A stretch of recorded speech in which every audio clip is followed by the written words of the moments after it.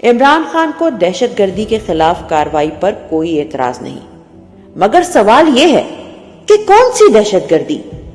وہ self created دہشت گردی جو پروپیگنڈا تھی، جس کے بارے میں آگاہ کرنے پر مجھ پر غداری کے مقدمے ہوئے؟ وہ دہشت گردی پہلے جس کے ڈینائل میں ISPR کے بیانات آئے اور پھر 48 گھنٹوں کے عوامی الٹیمیٹم کے سبب ان کی فوجی ٹرکوں میں واپسی کا کریڈٹ لیا گیا؟ اور دہشت گرد کون؟ وہ جن کی آبادکاری کے حق میں پہلے آرمی DGMO اور DGISI کی جانب سے وزیر اعظم اور کابینہ اراکین کو دلائل دیے گئے اور پھر ہمارے سوالوں پر جھاگ اڑاتے آرمی چیف کوئی دلیل نہ ہونے پر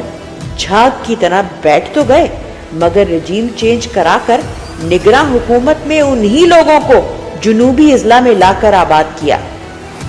اسی باڑ سے گزار کر جس پر نیشنل سیکیورٹی کے نام پر اس غریب قوم کا اربوں روپے برباد کیا گیا،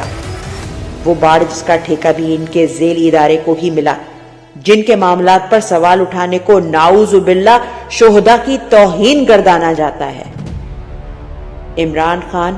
ہر قسم کی دہشت گردی کے خلاف اور امن کے ساتھ ہے، اور اسی لیے وہ اس میڈ اپ دہشت گردی کی جنگ میں اپنی قوم کو جھونکنے کے خلاف ہے۔ تصحیح ضروری ہے،